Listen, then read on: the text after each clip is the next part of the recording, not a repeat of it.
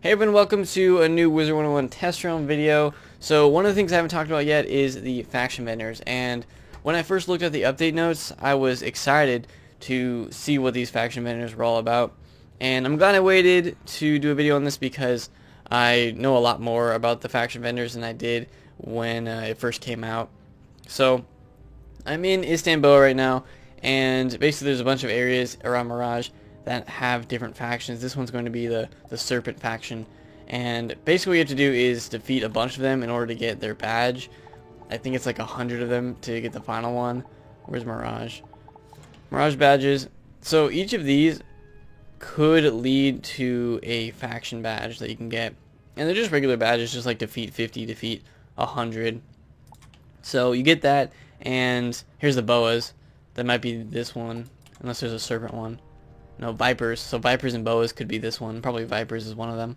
And there's a bunch of other ones. So if you do these and get these different badges, and you can buy certain things from the vendors. So this is the one in Istanbul, and if you go to the housing shop, you'll see some of the new things they've added. So Serpentine, Empire Den, these are basically the houses that you can buy with the different badges that you can get.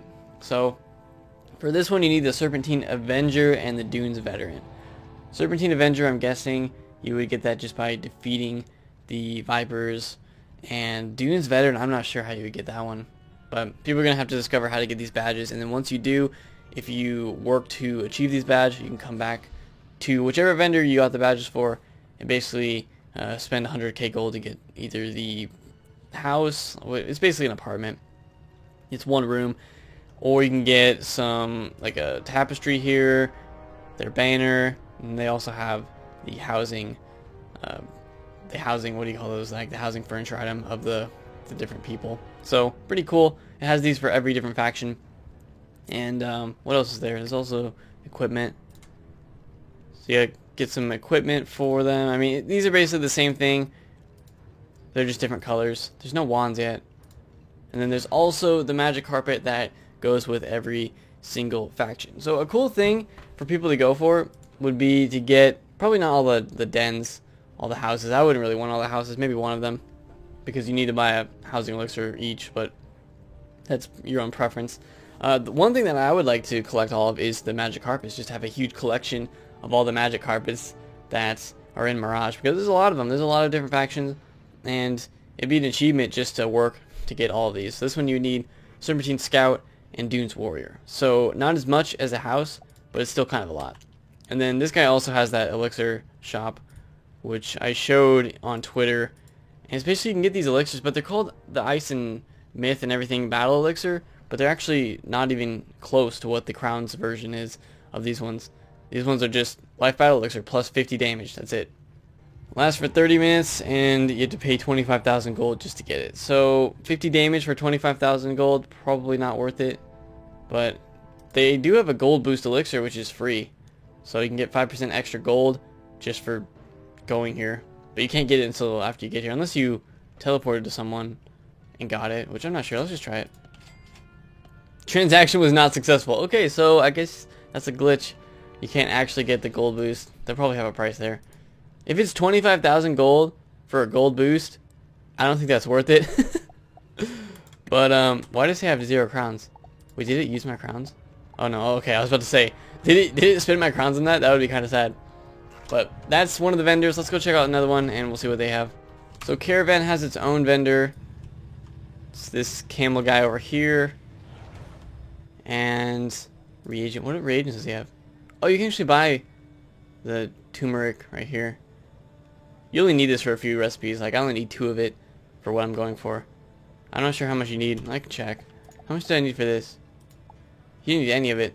I'm trying to get the statue, and you only need 2 of it for the statue, but getting, I only have 6 out of 25 of these antique chests. Getting all 25 of those is actually a struggle, because it's RNG when you pick up an antique if you get the chest or not. So that might take me a little while. We'll see if I can get there.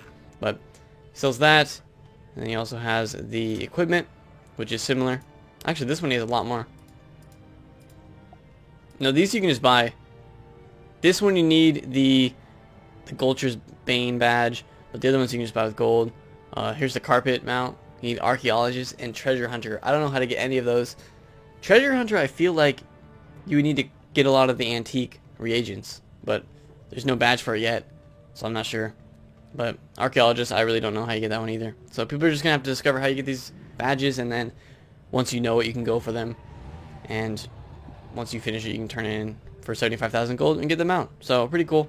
That'll be something that I'll be going for on Live Realm, not on Test Realm. I'm not gonna be farming mobs on Test Realm. This one's the Drommel Dwelling. You need Treasure Hunter to be able to buy it, and then we got the banner and the Tapestry to Caravan. Not bad, but you need 2 badges in order to be able to buy that for 50,000. Then a bunch of the NPCs that you can put in your house. And then they also have the gold piles now. So if you want to spend all of your gold on one thing, you can buy the big gold pile, 475,000, and place that in your house and feel good about yourself. This one's 356, 250. Is that half of it? No, it's not half of it. I don't know why it's a weird number, but. And then there's also a small gold pile. So there's interesting things they've added to this. And the thing about it that I was confused about is which vendors were actually the faction vendors, and you kind of have to look around to see which ones they are. But a lot of areas have them. This is by no means all of the faction vendors. There's some in. Let me go over the carpets. There's one in the Rubel Waste. There's one in the Burrows. Is there one in the Barrows? Actually, I'm not sure if there's one in the Barrows. There's one in the Canyon area, which is Caterwall. We can go check that one out quick. There's one here. And with this one, you have to defeat a bunch of these cats. So, the other cool thing, which maybe we'll try it, because I haven't done any side quests yet, is there's quests that are supposed to start you off with defeating these. So here is the vendor for this. Same things. Tapestry here. Different NPCs. But the cool thing is they have quests that kind of are supposed to start you off with your faction vendoring. It's sad to see Count Crowell exiled, but it may be best for House Tabby's future. A future you've helped secure, and for that I am grateful. In fact, I wonder if you might perform further service to our banner, helping us secure our territory. If you would defeat a few more of these House Persian saints, I could offer you a reward. She can offer you a reward of 9,000 gold. So, those are just an idea of the faction quests. Basically, they just get you started with defeating these, but if you want to actually get the badge, you're going to have to defeat a lot more. Whereas this one, for instance, I think I have 11 out of 50. So, doing that quest would get me 5 more. If I did it, probably more than that. And it would just get you started with it. So, that's how the faction vendors work. A lot of interesting and unique items, as they say in the test run notes, that are up for grabs with this. I'll be waiting until the live run comes out, and I'll probably try to get as many of the different mounts as possible. And I might buy one of the houses. The houses are pretty similar. They're just one room, and they're pretty open, but each one is pretty similar, except that the banners are different, and maybe the colors are different too. So that's basically what you'd be going for if you wanted to get the faction vendors. I can see them expanding this a lot more, and hopefully in the future worlds they incorporate this as well, because it's a cool little aspect, because it gets people to go for badges. Plus, people go for badges anyway, so this is a better reason to go for those badges. So just a little look at the faction vendors. People had some questions on it, so I hope that clears it up on what the faction vendors actually are and the kind of items that you can get if you decide to get that reputation. I mean, it's not really reputation, it's basically just defeating a bunch of enemies to get a badge, but that's how it works. So I hope you guys enjoyed this video. Hope it made some sense on the faction vendors. Stay tuned for more videos in the future, and I'll see you all next time.